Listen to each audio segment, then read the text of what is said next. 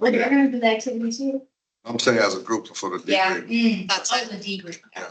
You can do the activity here, but for debrief it might be better for you guys to be together. Is it right away? Kind of not the right way, but close. You can stay there. You can stay there till actually and then we'll do the debrief. That sounds good. But you seem like you're comfortable with it. I like my spot. It's like center. Mom, camera. Yep. And we already got people on here. We got a Patty and a Karen. They say we're here. So, we're ready to go. Pretty much hear about moving too far away and then I would- all that. As So, long as you stay like between these two tables, you're good. okay. Not those two. These two. These two? Mhm.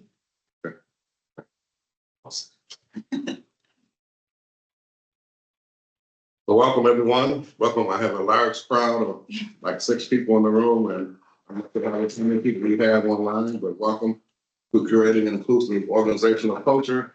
Don't know how many of you have been on the first 2 sessions I did, so I'm going to try not to use the same jokes and say the same examples. I'm trying to be original, but that's kind of hard. But welcome to this is the 3rd of the series. This is creating an inclusive culture. We already did implicit bias and mitigating microaggression. So I'm going to go through a brief explanation or overview of implicit bias and microaggressions. Then we're going to get into organizational culture. So it's on.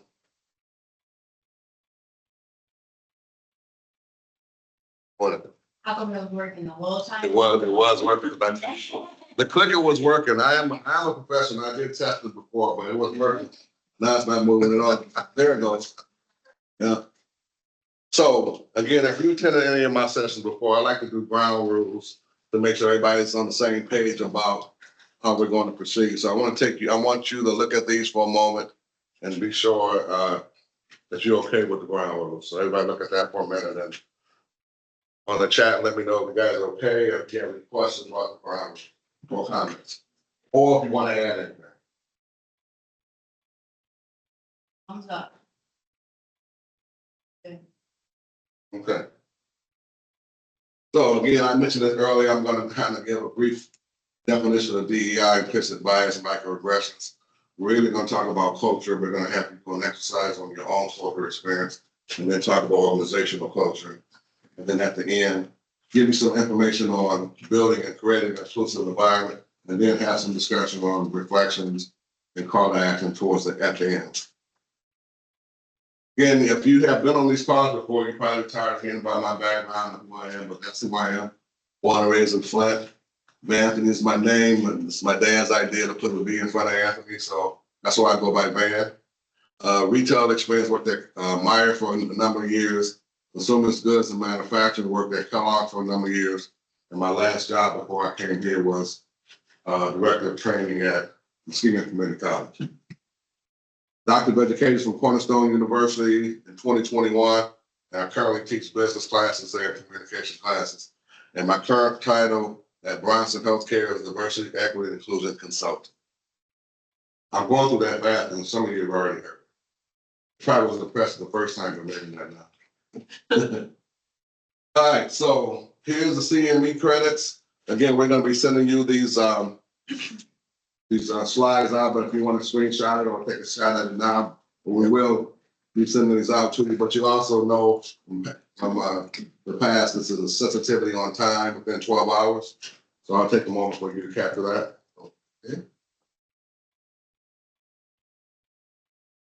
Like face back for my camera. Now I want to be in front of that either. And you look sharp today too. I can do that sometime. Thank you. Oh, I'm not doing it. You know, you slide anyway, right? Yeah. Yeah, so you get these slides, but if you want to take a screenshot of it, please do it.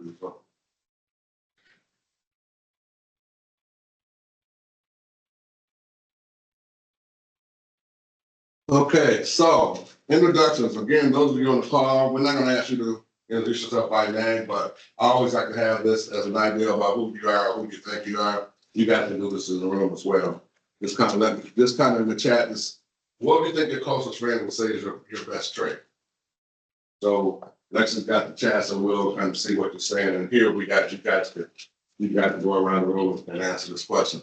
What was your closest friend say is your best character trait? Anybody who wants to go?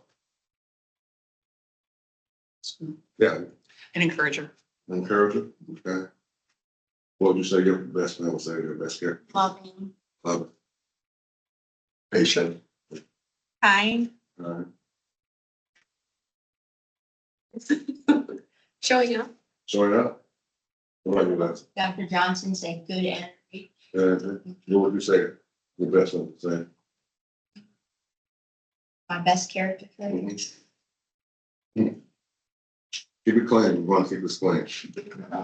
People are saying compassionate, honest, loyal, and trustworthy, personality, reliable, compassionate, thoughtful, What would you say? passionate.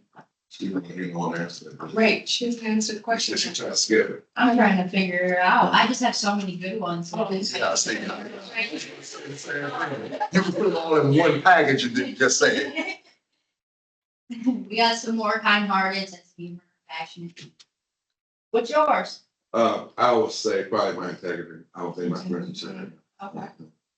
But I say this when I do this question and when I do this session. I think you should ask your best friend to see what they, because you don't know, right? Sometimes this question, you don't know what they would say. Well, see what they would say, see what people say. It's your best character trait. Because those people who know you, they know you the best, right? Any other things on the chat? Sense of humor, compassionate, kind, and humor. So pretty consistent. Okay. All right, so we do this at each session, and it's for me mainly as an instructor, just kind of get a feel for the makeup of the group.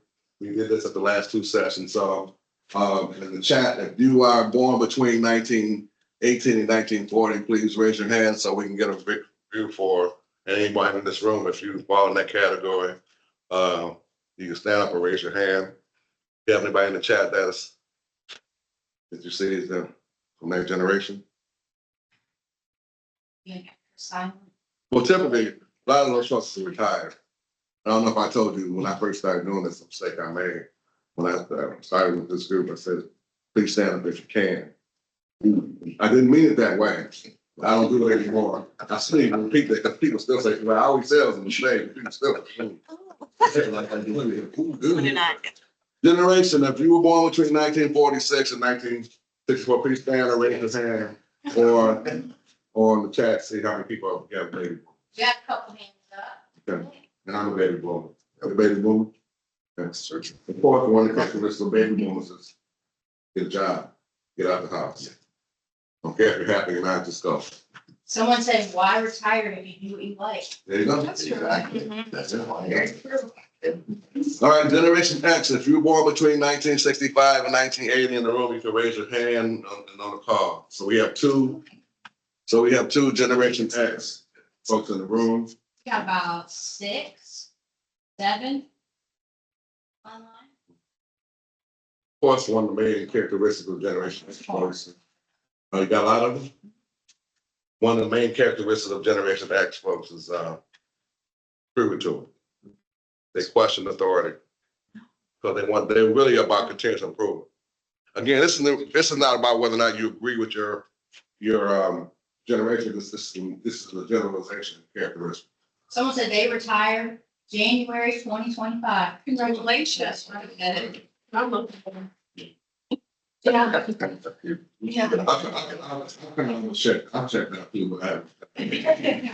You just get the paycheck. Yeah, I'll check it out. Yeah. Yeah, tell her, you can come. You ever heard this term, people quit and stay? Uh-huh. Yeah. They're right, quit, they're still here. I mean, I'm not that bad. All right, so next one, Generation Y. If you were born between 1981 and 1995, on the call, raise your hand or so. All right. So you know these people, the term came by adolescence, right? You guys heard of that? These are the fun people. Is that what you're trying to say? Yeah, they should have had all their life to grow up, so they ain't in a hurry. That's adolescence. And the last one is Generation Z, 1996 to 2012. Is anybody in the call? Because you guys have already went through here, right? Is anybody in the call that's Generation Z? Yeah, we have it. And typically, they're the newest entry to the workplace, so there won't be as many. But as you can imagine, they are technology reliant. In fact, I did a class this morning, and one of the young ladies in the class went to school with my daughter. I felt really old. I felt really old. I'm in messenger right now, telling you, like a rock, whatever. All right. So again, this is kind of all review. Because the assumption I make when most people go through this course, they've already went through implicit bias and microaggression. So I'm going to go through these quick, just kind of give context. So diversity, again, as I say all the time, is just all the ways we're different. And basically, that's kind of what this is kind of involving in the work that I do, the work I've done over the years. You might hear a lot of controversy and conflict about the work that I do. You hear DEI hires and stuff like that. But historically, diversity is really kind of went along with all the ways we're different. But mainly the workplace has more to do with race and gender. So you walk in a room like this, and you look at people who look like you or don't look like you. So I ask you guys in the room here. Yeah, but I'm saying the look, they can't necessarily see. The man, yeah, what? I get it. So what? Is this a diverse? Well, I can ask people online. Is that a diverse group on the line based on what you see?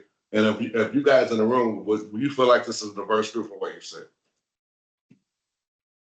in the classroom? Yeah.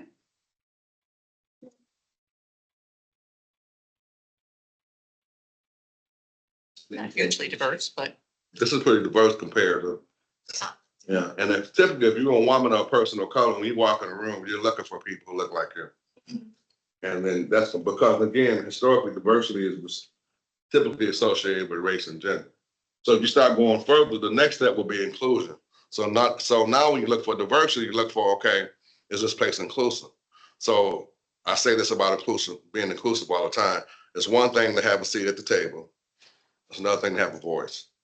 I've been the only one in a lot of meetings, being a person of color, a Black man. And so people can walk in the room and see me and say, oh, they got diversity, they got banned. But if my voice not being heard, we're not practicing inclusion. That's why this work continues to evolve. And equity, the main thing about equity is a sense of fairness. And most companies are doing more with equity than diversity and inclusion because diversity is having a kind of have a bad connotation out there right now, and so does inclusion. So equity is fairness. And typically in most organizations, equity is more related to a sense of fairness when it comes to promotional practices and pay, typically. Are we being equitable in how we paying women, for example, or are we being fair in our promotional practices? And the last one is belonging, and that's really bringing all three together. Belonging means you're bringing diversity together, you bring inclusion together. I'm walking away, I'm trying to keep looking at her when I start walking away. Well, that's a speaker right there. So you walk too far from that little square right there. I just don't want him to not be able to hear me. I got issues like that. I think it makes them remind me. So belonging is bringing all those together. And I say this every time I do this. Belonging is when people say you need to bring your whole self to work. I'll say this as a practitioner, I don't believe in that. Because I don't think I could laugh. If I brought my whole self to work, it wouldn't be free. Really. And I think about some of my relatives. But it's an ideal thing to say, right? But it's kind of easy said and done. All right, so we've, again, implicit bias. That's a kind of quick definition of implicit bias. And really, when we talk about implicit bias, we're talking about unconscious bias. So things you aren't aware of. And again, with implicit bias, we tend to favor people who look like us. That's why it's important. Your biases help you make decisions, good or bad, but typically they favor people who look like you. And Michael, I'm going to skip this because I'm going to go to this one, because to me, it's better to explain microaggressions by the types, but it's not important for you to understand the types in terms of by definition, but it's more important for you to understand what microaggressions are. So you don't need to look at these and go, which one was that, which category? It's like, to me, this explains a little bit better than the definition. And you can see the micro assaults are things that happen intentional. The micro insults, I'll give you a couple examples here of they could be intentional or not. And then, of course, micro invalidations can be both intentional or not, but I'll let you read those for a second. And I know it's probably a review for most of you in the room if you went through my microaggressions, but I don't see anybody has any questions about those when they're on the chat as well. or comments about, does that make sense? Does that kind of give you grounding in what microaggression?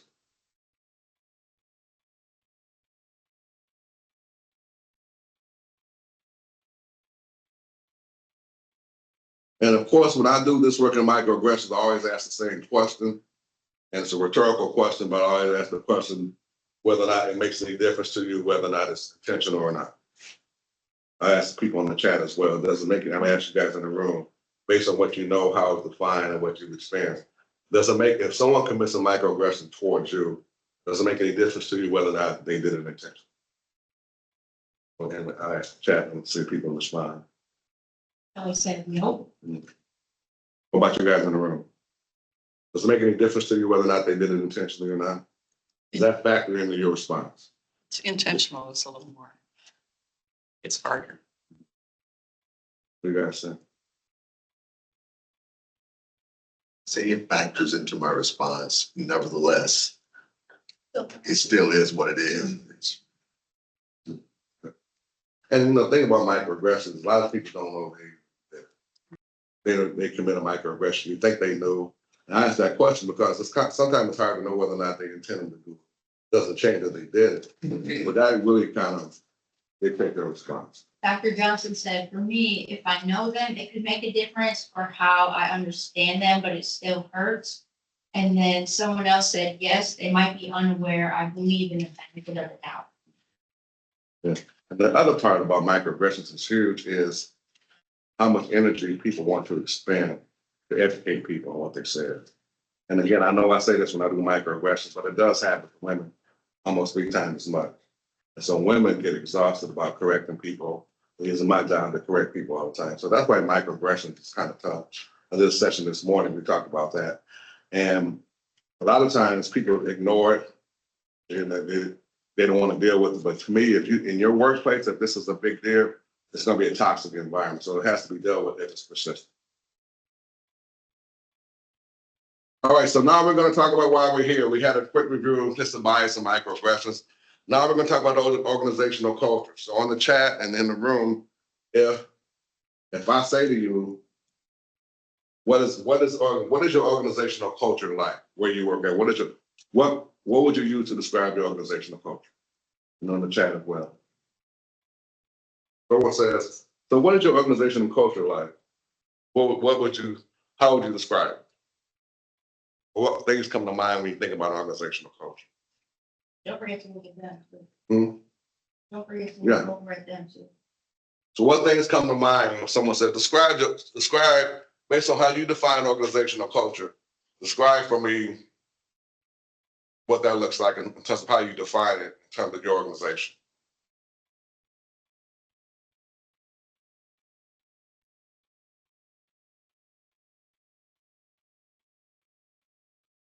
Anybody in? Yeah, open, communication, the kind of teamwork that we have.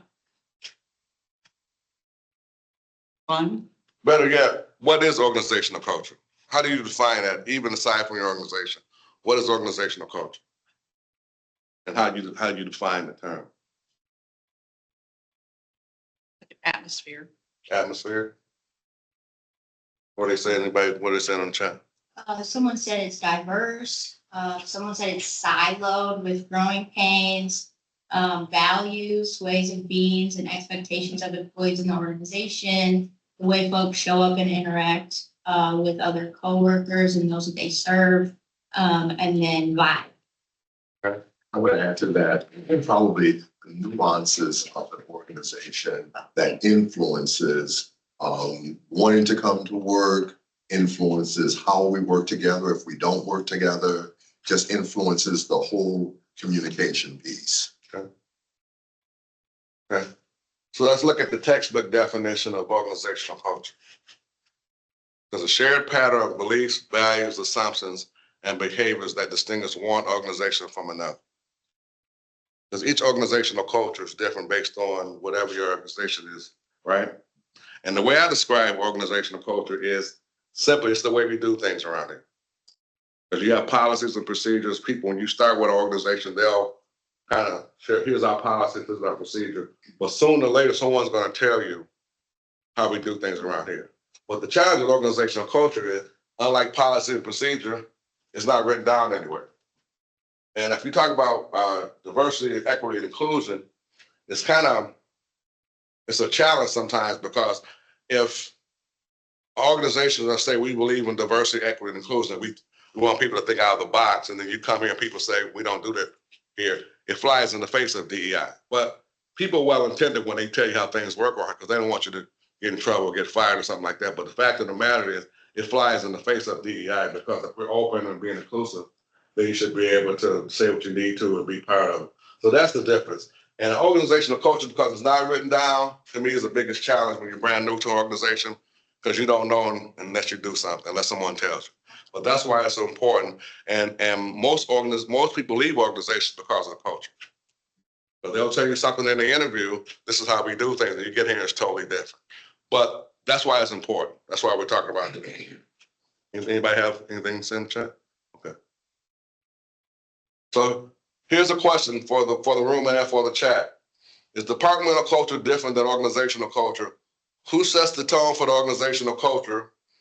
And how is organizational culture different from, well, I kind of said that the third one, I always mentioned that one, but look at those two. Is department culture different than organizational culture? In other words, within your organization, in terms of your department and your leadership, is that a different culture than the organization culture? Should be. People are saying yes. Isn't it, it can be very different. It can be very different.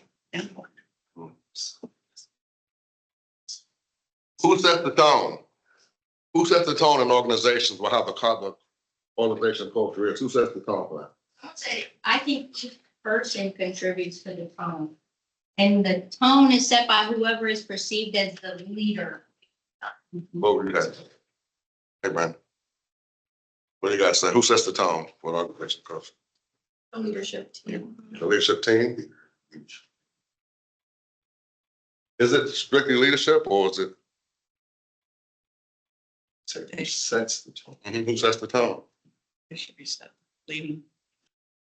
What the tone actually is will depend on that makeup. I think the tone actually depends on like the outcomes of like if you do something that isn't like, then I think that is what shapes. So it's not that they show you what they want you to do. I think that if you do something that they don't like, then that is like actually what shapes the tone. Yeah, like I have an example from teaching. They would expect you come in like an hour early and leave an hour late. And if you were the first one out the door at the end of the day, you weren't doing a good job. And that's not policy, that's the culture, right? Correct. And that's a good example of, this is the policy, but this is how we do things. And sometimes you don't know how that works until you do something wrong. Then someone says, we don't do it that way. But who sets the tone? Okay, let me ask you this, between the leader, let's say you're part of a team. Does the leader set the tone for how you operate, or does the whole group, which one of it? How do you see that balance? Sean said that leadership sets the tone and individuals often carry out the vision of that tone.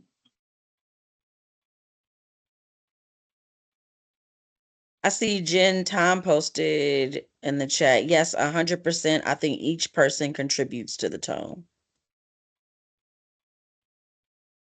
That's a rhetorical question, but I will say it's a combination of both. I think too often people think it's all on the leader. A lot of it is on the leader, because the leader will set the tone about how their area operates. I gotta stand here now. Face up and that. There we go. Thank you. Should I stand here and not move? Uh. That's not what you said before. No, as long as you're between those two tables, we're good. I feel like I'm here. I feel like I'm. Oh, maybe. Anyway, so I'm gonna stand here because I've been told 100 times, now she's bossing me too. You giving me you doing this, you're a little nice about it. You gotta open. All right, see, Lexi, Open, like you're an actor. and see, Lexi is setting the tone here, see? It's true. She's just trying to ensure quality. I got it. You did, you started going all, I'm like, come back, that's the speaker right there. So we're gonna do an exercise now, but I want you to keep this in mind about your experience, because the culture, in terms of your own experience, shapes you, and think about what your experiences say about you. So we're gonna do an exercise. We're gonna do it in here, and Lexi's gonna explain to the chat how it's gonna work. Okay, before you do that, Lisa said, she would like to hear your take on culture eat strategy for lunch. She read it in a book once and thought it was an interesting comment. 100%.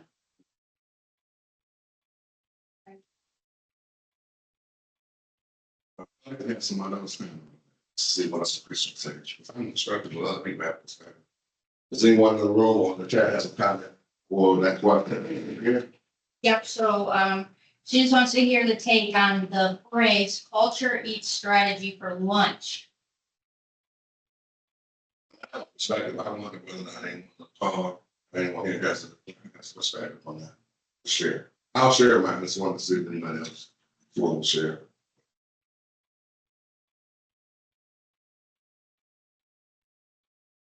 I could chime in with a thought on that. Yes. I can't hear you guys in the room though, so I wasn't sure if somebody else was. No, no one was sharing. Okay. So that phrase it's an interesting one for me, because you can have the strongest strategy in the world and a beautiful vision, but if you don't have a culture that supports it, that's just what it is, a strategy, right? And so I think the culture outweighs your strategic planning. Yeah. Level one. Clear. Someone else, Kelly said, That's it. okay, she said, you can have all the strategy you want, but if the culture doesn't support that strategy, then. Yep. You might have a moment share. That's what I was thinking. Because that's exactly my perspective. People spend a lot of time going off on these things, doing strategic planning, you see all this elaborate stuff. And they don't even refer, a lot of times they don't refer to it, because if the culture, something else is more important that you don't even think about. You should be looking at strategy as something that guides, but a lot of times you look at the strategy and the company decides to go in a totally different direction. That's kind of what that phrase makes to me. And I think also the leader directly influences the culture. Matter of fact, I think most organizations kind of have the spirit of its leader. Mhm. Sure, they have, you have the departments that can do some things different, but for the most part, I believe if the leader is calm and really is accommodating, working with people, generally that flows down, and just vice if the leader is not that way. So the leader, I think, really determines and kind of develops the culture. And what if the leader is not aligned? I'm open again. I thought you said stand here. You see the green light? Where? Yeah. That's the. I didn't stand there now? You told me to stand here earlier. So I need to stand here now? How about this? Okay, well, someone just said that they couldn't really hear, so I was like. Yeah, but I'm trying to tell you what to do. Anyway, bro, so should I stand here and look here? Yeah. Okay, all right, I'm starting. I'm do this the whole time. Keep it rolling. All right. What we're talking about, we're talking about culture, right? Oh, I was saying, what if the leader is not aligned with the organizational culture? What happens then? What if the leader is saying, okay, I know what the organization is saying, this is what we're gonna do? What happens then? Does that ever happen? What do you do then? Because we're talking about organizational culture, right? So what do we do if the leader's personal or style is like I think that on the call that said about strategy. What if the leader says, we're not following that strategy, this is what we're gonna do? What happens? Be a lot of change. Either change or resistance. Mhm. Yeah, a lot of people leave organizations Right. because of that. Yes. They're not aligned with the culture. This is how we do things around here. And some people, especially at higher levels, there's usually higher turnover at higher levels because they come in with the notion of, this is what they told me it was gonna be like, and it's not gonna be that way, so I'll leave. A lot of times people don't mention that as why they left. They say it was pay, relocation, but a lot of times it's the culture. And people don't stay long if the culture's not aligned with their values. Which isn't that interesting that, when we spoke about generations, we speak about, how some of the younger workforce, want to work for companies that are more closely aligned with their values. And that can be seen as like a negative work ethic when really it's the same work ethic. Well, maybe not, but the same kind of value-driven work that is seen at the higher level. Yeah. That's interesting. It's a big part of any, so it's a big part of employee engagement. But if it's, your values not aligned with the organizational values, you're just not gonna be engaged. Or you'll eventually you will check totally out, so. I would say if the culture is really messy and you come in and you're a polite person and want to smooth things out, sometimes they'll get rid of you because that's not how they want to operate. And I speak of Department of Corrections, one. I can say it because I've worked there for 10 years. It's like everything is punishment, punishment, punishment. And if you're working in programs, you contradict what that culture is there. And they don't like it. And sometimes organizational culture, they know it's bad, but they like it the way it is. Yep. They know it's bad, but they like it the way it is. Always been done. Yeah, and that's exactly how, yep. Resistance, yeah. Always been done this way, and it's like change management. It's interesting how sometimes people react to change in a not so constructive way. If it's a good change, it's gonna be productive change, but they don't want to go away from what they've always known. I'd rather do it this way because that's what I know. Okay. All right, so we're gonna do an activity. We're gonna do it in the room. We're gonna do it on the call here, and Lex is gonna explain the process to you guys on the call. Yes. Stay in one place. Okay, so for the people, okay, I sent out a message saying that you would need, if you were not able to get the beads and pipe cleaner, then you would need markers, black, brown, green, orange, red, white, and yellow. However, we did modify that so to make it more inclusive to everybody. So if you do not have the markers, that is fine. What you will do instead is you will just draw the shape that corresponds with that color. So what Dr. Van is going to ask a series of questions. And then depending on what your answer is, you would put that color bead, dot or shape, just in a line as if you were making a bracelet yourself. Okay. If you have any questions, I will check the chat and, or feel free to unmute and ask. I'll have to do that first before we start. So what you can start with is, Everybody yeah, just go to their phone. it doesn't matter.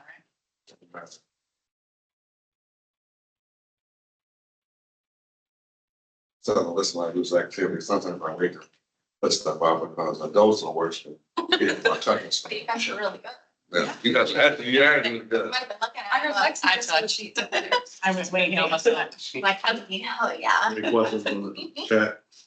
Nope, I'm not seeing any questions, so we can go ahead and just start asking the questions. And remember, just mark if you do not have the beads or markers, you will just put that shape, preferably like pen and paper, pencil paper type of thing. However, you can put it in the chat, but I don't really know if all those shapes are in there, so. So you guys take a beat and put it in a pipe there per question. Yes. Okay, got it? Got it. Are you ready? Ready. First question, I am, if you look at the colors, activities, or whatever you are in terms of your ethnicity, take that bead and put it in your pipe cleaner, and you guys obviously go along on the call. Oh. Next question. Most of the people in my immediate family are.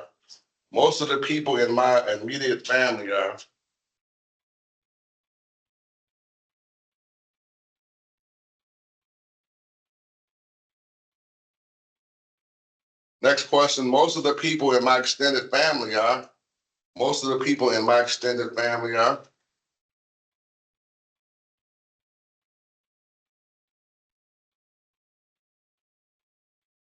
So just to, let you guys know, the color is not your skin color. Brown means Native American and white means no color applies. So the bead or color or shape that you'd be doing would be, yellow is for black, green is for white. So the description is next to it. We purposely did not make the shape and color similar to the ethnicity or race. That's right. That's a good point. All right, what did I leave out? Did I say neighborhood? No. Yeah. Okay, next question. As a child, most of the people in my neighborhood were. As a child, most of the people in my neighborhood were.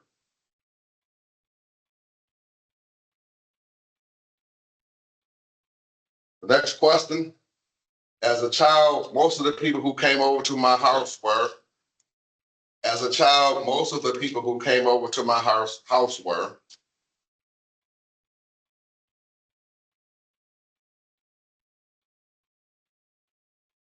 Next question. As a child, most of people whose homes I visited were. Most of the people whose homes I visited were.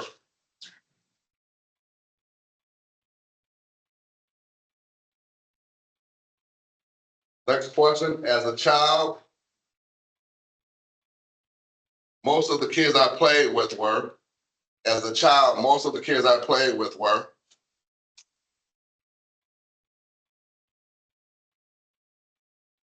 Next question. Most of my elementary or primary teachers were. Most of my elementary or primary teachers were.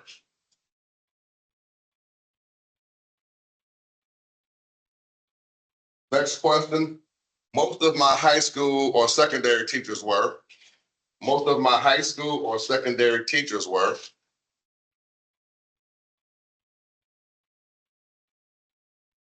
Next question. When I was between the ages of 0 to 10, most of my classmates were. When I was between the ages of 0 and 10, most of my classmates were.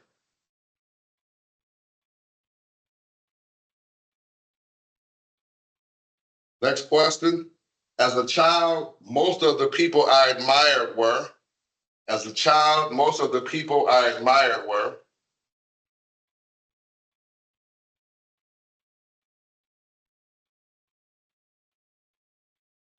Next question. My current closest friend is. My current closest friend is.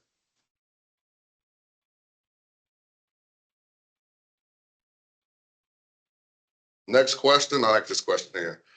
My current significant other, or who I wish was my significant other, is. Oh, that's a tough one. My current significant other, or who I wish to be my significant other, is. Next one. Most of my college classmates were. Most of my college classmates were.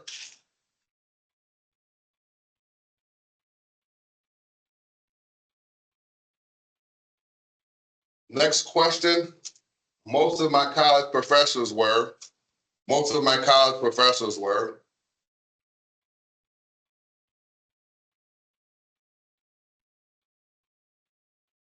Next question. Most of the people I currently work with are. Most of the people I currently work with are.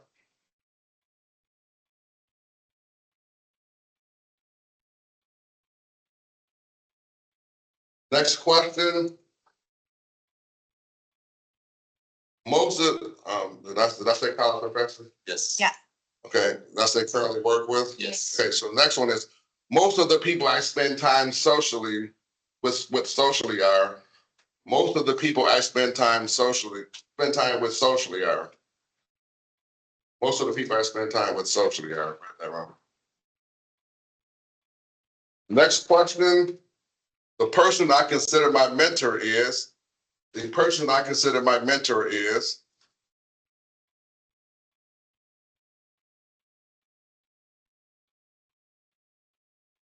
The next question. My greatest role model is. My greatest role model is.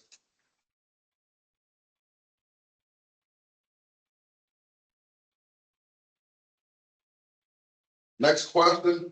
My favorite athlete or author is. My favorite athlete or author is.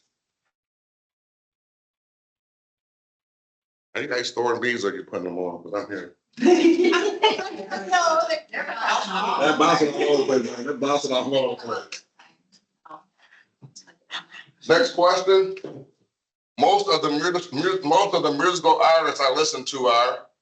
Most of the musical artists I listen to are.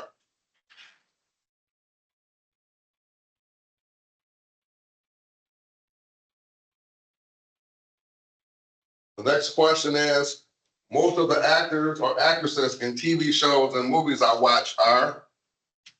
Most of the actors or actresses in TV shows and movies I watch are.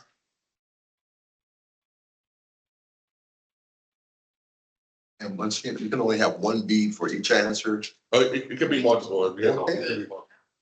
You don't have the most. The next question is, my supervisor is. My supervisor is.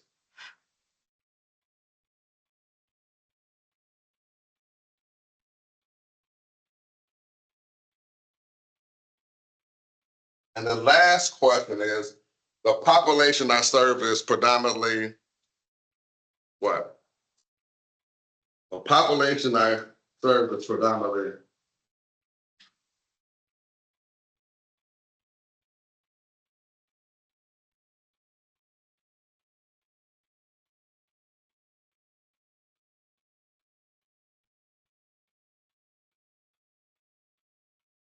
So on the car, looking at what you did, have you scored this? And on here in the room, we're gonna have you debrief this based on your activity. I'm gonna give you some questions and have you talk about them. So we're gonna break you out now in the on the call, right? Yep, so I will go ahead and put people in breakout rooms so we can, what is it that I'm gonna have some debrief questions about the activity. you're gonna do it on the screen? Yeah, I'm gonna show a debrief question on the screen. So we tell us now, how do you wanna do Yeah. it? Okay. Okay, so these are some of the questions that you will discuss in your breakout rooms. So, how do you see the world? What was your reaction? Why does this activity matter? And, organizational culture implications. So 1 second while I get those rooms ready.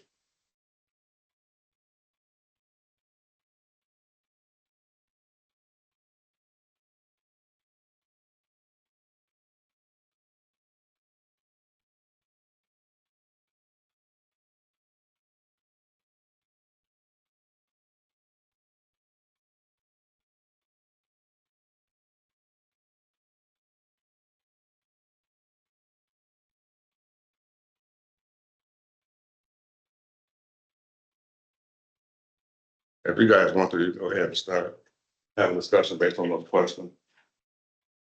These are guidelines, by the way, if you want to discuss other things, but I just want these questions to guide the discussion. If you want to decide something, you want to, something else to talk about, that's fine as well.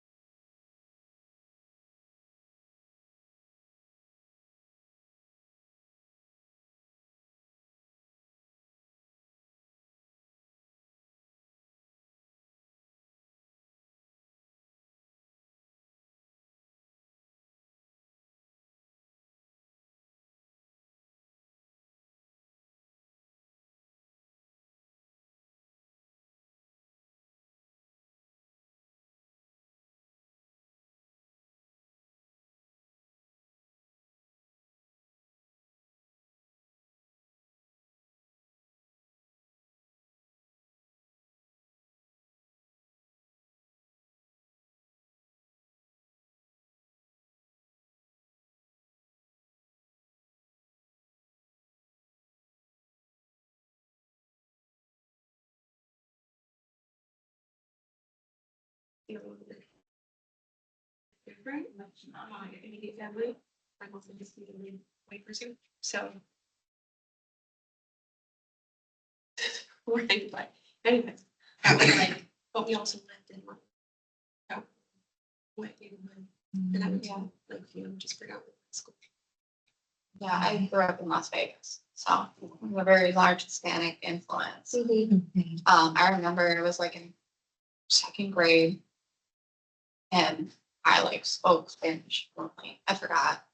But like we would teach the kids. Yeah. Like math and like the English.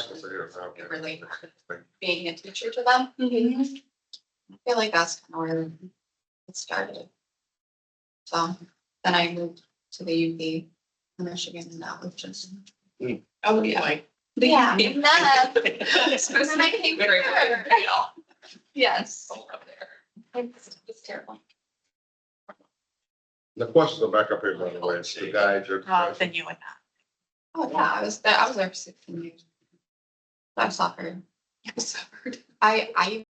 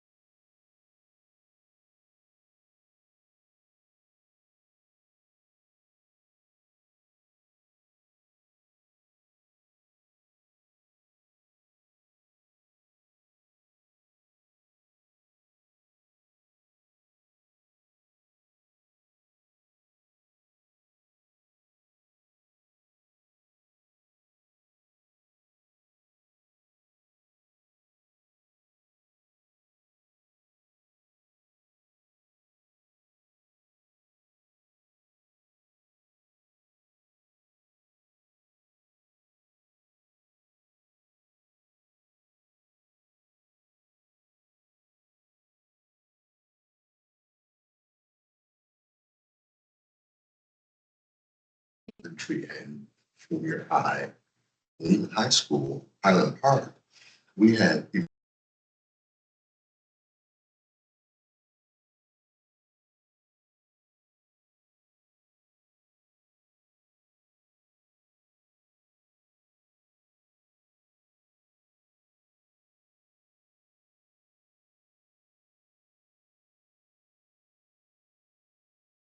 stayed right across the street and we played with his children. And then we had a Hey, bunch of things and we stayed at the corner.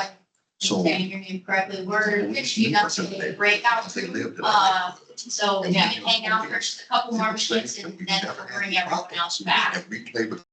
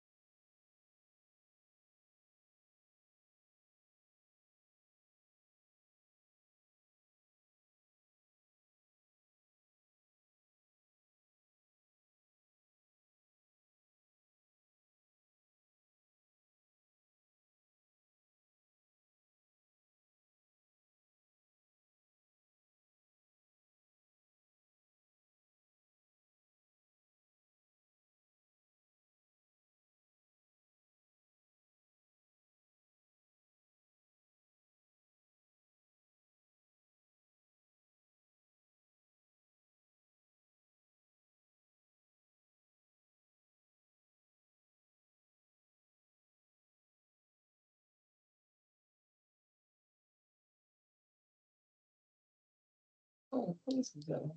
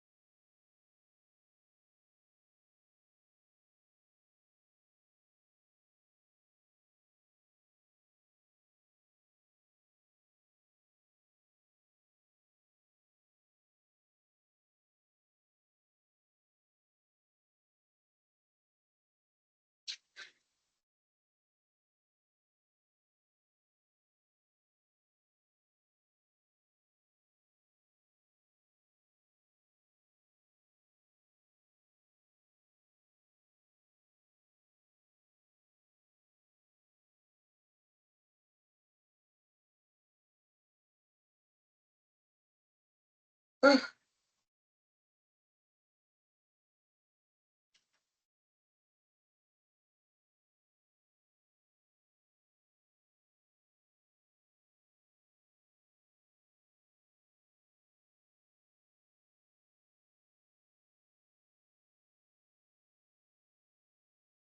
acknowledge.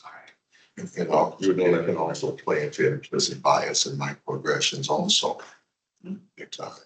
And then it comes into the values of an organization and Yeah. culture. If you're seeing it only very one-dimensional, and you don't have representation of diversity, your values need to come out in your culture. Yeah. Oh, I see it. If you don't find inclusion, there's not someone that's included at the table to make sure everyone is included. Yeah. And so you can think it's Coming back. They have to accept the- Oh, questions. Oh, great. Thank you. Brandon made it a Word document, so. Brandon. It's very nice too, very nicely done. Everybody back? Yeah. All right, well, thank you everyone for participating in that brief. Thank you. If anybody on the call wants to unmute to just talk about that experience or talk about the experience they had in their breakout, if they want to do that, or just put something in the chat. And those of you in the room, if you have any reaction based on the discussion you had with your particular groups, I'd like to hear. And sometimes like my kids, if they know, they ask for me out, I'll probably say yes, just because like you have. Okay, so for those of you online or in the room, you could go ahead and unmute or share something that you talked about.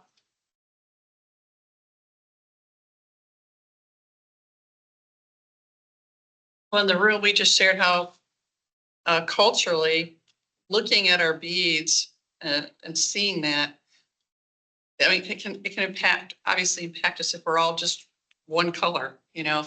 So we don't know what we don't know unless we see this. It's like, oh, wow. And we can see our teammates where they're at. So, I mean, it could just open the door or keep it completely shut, you know? And not understanding our experiences and how they've impacted our lives. Sharon.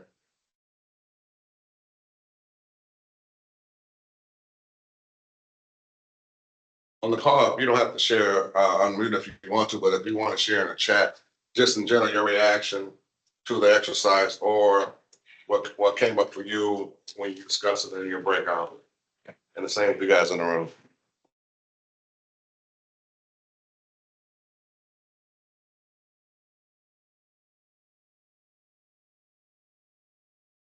Another thing in our group is that several of us had experiences that it really opened up our experience with diversity as we get older. But younger was very, you know, one color, whatever, you know what I mean? So life helped to broaden our experiences, and just amazing to see how closed our world was at a very young age.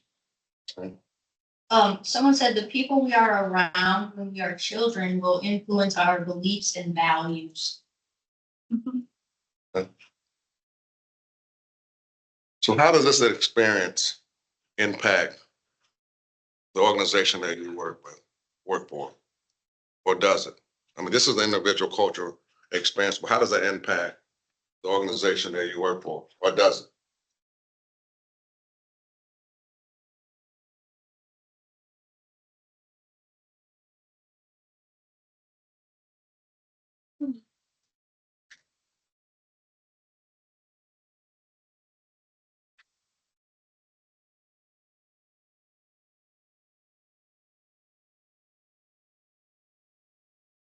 Anything people saying, or you're still People are saying somewhat.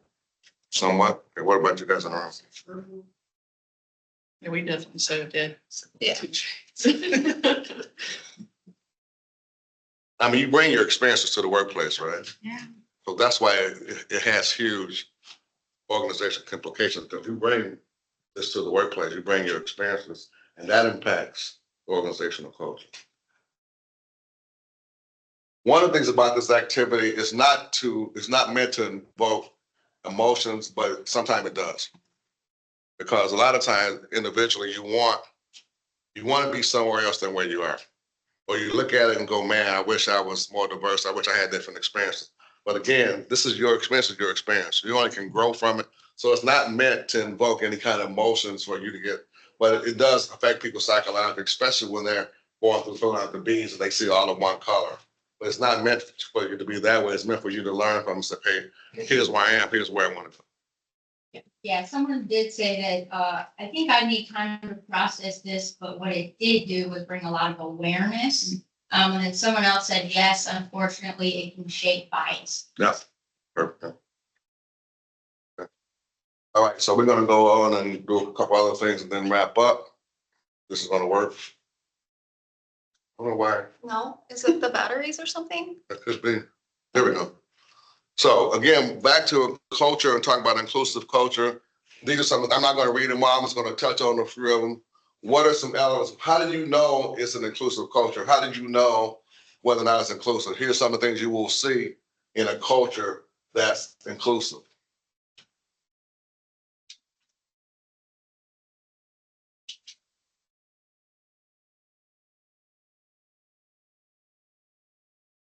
And this is some kind of research on what they say about what diverse organizations do, what they achieve. So the research says the more diverse and more inclusive you are, the better really they could, you got better productivity, you got profitability, you have innovation. So this is the research on why it's important to strive to be an inclusive culture.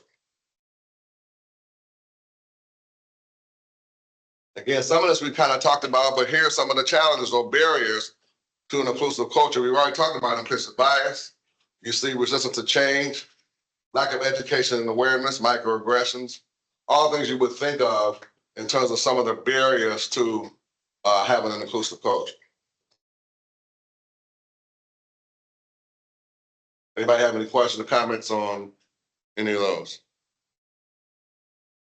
I think leadership commitment is one of the primary things. If the heads, if those who are in charge, so to speak, if they're committed to it, then it's much easier for the organizational culture to buy in. But if they're not, then it'll just be an exercise. So we decided to do this as a chat. I forgot what we decided. Group, okay, that whole group. Okay, so as a, think we should, let's just do it this way. So again, I kind of gave you some information on some of the challenges, some of the research on it, some of the elements. So I guess I want to have you guys talk about what thoughts do you have? I mean, we went through that pretty fast. What thought do you have when you think about inclusive organizational culture? What thoughts do you have based on how we defined it, some of the challenges, some of the outcomes, and some of the elements? People online, feel free to unmute or post it in the chat. These are some of the things we talked about. Some of the challenges. And I guess I want to hear some thoughts. Again, time-wise, we're kind of getting towards the end, but A big question. yes. It's kind of a big question, and very broad. What are you thinking about? Are you specifically just any thoughts that come to mind? Is that what you're thinking? Yes. Something. I mean, this whole I think it needs to be intentional. needs to be Yeah. intentional. Okay. I think the unfortunate thing is that it seems like there's always some element in an organization that doesn't want it to be like that, inclusive. That's why we're still talking about it in 2024. It has just been transgenerational, trans-organizational, and there seems like there's always, even when leaders want it to happen, there is an element that they're resistant to it. And they want it to either stay the same or take it back to what it used to be. Like the slide that he showed before, the 70% growth, 75% faster reaction to the market. So that's very important in sales, so what other, fields are left out of that. You know, they have to respond to, like for us in healthcare, we treat our patients. So we're patient-centered, that's a little bit different than like being responsive to a market. So what about, you know, a different area like law or education or anything else that you can think of? But there's research that says the more inclusive we are, the more productive we Right. are, and the more employee engagement is prevalent. And of course, if you engage more, you're more productive. But the question I have is a rhetorical question, and think about your organization. Is your organization striving, is this an important strategy to be more inclusive?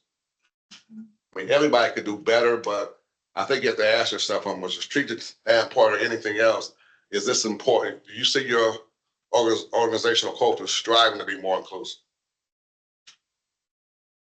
A couple of things that were just online regarding all of our strengths and experiences. And then someone else says, it can take a lot of work for an organization to become truly inclusive. It requires buy-in from all employees, and not everyone may be on the same page. Even those who support inclusiveness may have different starting points of understanding or knowledge of what that means and how to get there.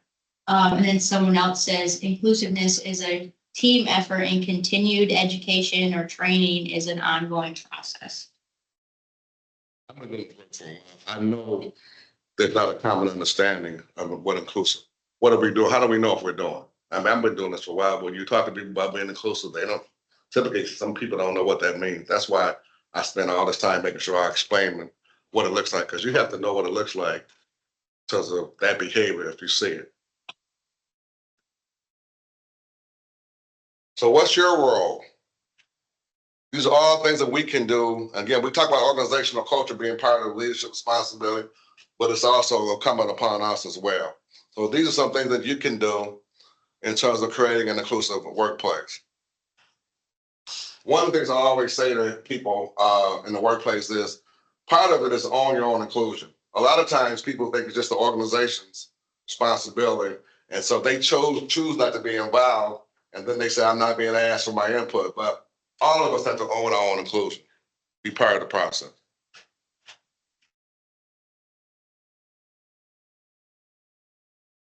This is more information on what organizations can do, because when you take, what you're taking away from this is, if my organization can be more inclusive, what does that look like? And these are some of the key things that you can do. Someone talk about the hiring practices.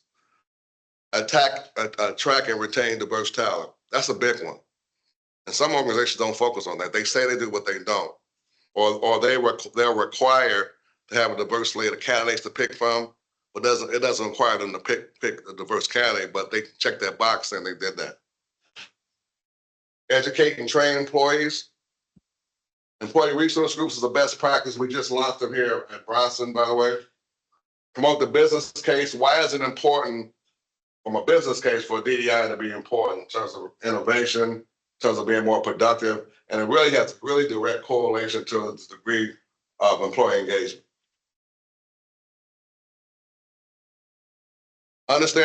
Help leaders hire leaders who understand the importance of DEI. That's an interesting one. Because how are you going to know that by interviewing somebody? You think you can find that out about someone based on hiring them? I mean, that's easy to say, right? And they can use all the right terms, you say all the right things, right? Yes. I mean, I put that up there, but it's important, but that's easier said than done in trying to figure that out. And you can just tell by organizations how they look if they're doing the one about attracting and retaining diverse talent. And typically when organizations aren't doing that, what they will say is what? What do you think they say most of the time? We can't find them. Yeah. We can't find them. Or even like what you said, maybe in our first series, our first training of the series, you said that they would just not be a good fit. Yeah. That's a way for them to kind of, like, they don't think that they would be a good fit because maybe they are a little different than what they currently have. So it makes it harder for them to even get diverse employees. And typically a fallback for a lot of organizations when they lose diverse talent is what they say wasn't the right fit. Mm-hmm. Or in this area, they say it's the location. Because again, I worked in an organization where they said, well, people didn't want to move here. And some of that is, my experience has been with this kind of, when you're hiring talent, people will relocate for an opportunity, but they're not going to stay if they aren't getting promoted. They're not going to, people will live in an environment may not as diverse as they would like it to be, but if the organization helps them understand or helps them grow, they'll stay. I mean, in this community, you think about Battle Creek. I worked at Kellogg for a number of years. That was the number one thing. We can't get anybody to stay because they don't want to move to Battle Creek. That's really not true.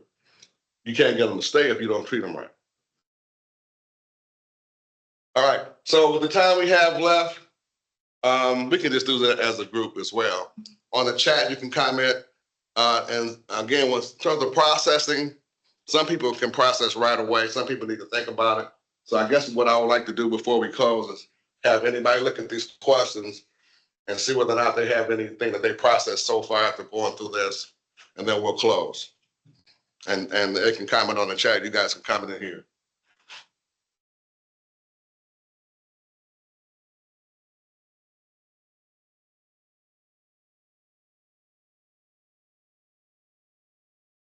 Any comments in the room? I know you're following the chat, so.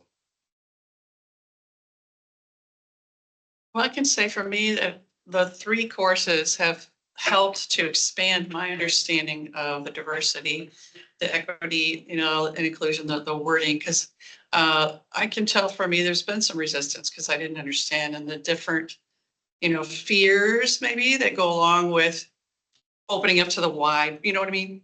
So I'm very thankful. There are definitely things that I can take in my own person, and having and seeing this and talk with others, I just appreciate the discussion.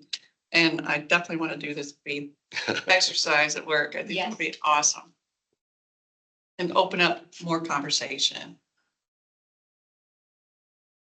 It was crazy to feel yourself keep reaching for the same things and then be like, oh, good, I have a Hispanic friend. Or, thank goodness I listen to rap music. Like, so you're being of another color just so you can feel like, oh, good, because you really don't realize how one color maybe you are until, like, when he asked about higher education or even just teachers in general, the fact that your classmates can be other colors, but majority are white, or favorite author, favorite, or people that you watch on your TV shows. Like, it was crazy just to see it over and over. And then even to think how far some of the entertainment industry has come, or opportunities. Like, I think I see a lot of Black teachers on TikTok.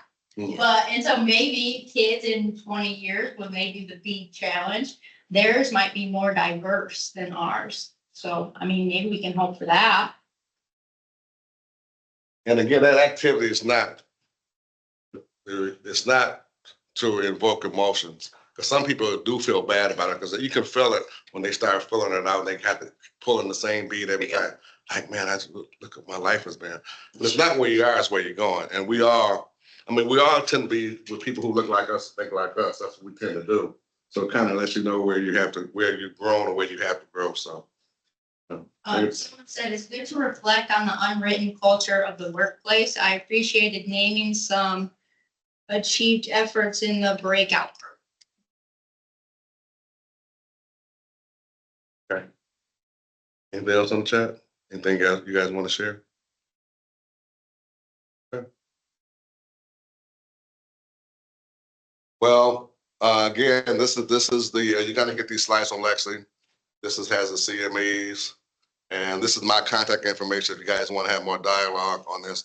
I just want to say this: as much as I give Lexi a hard time, this has been a great partnership. Because I haven't done this kind of thing, although she's a little bossy. She's telling me the right thing to do, and this has been a great thing as a partnership, and I appreciate it. Anybody else has any closing comments they want to make on the chat or in the room? Thank you. Thank you, guys. Have a good weekend. Thank you. The conversation.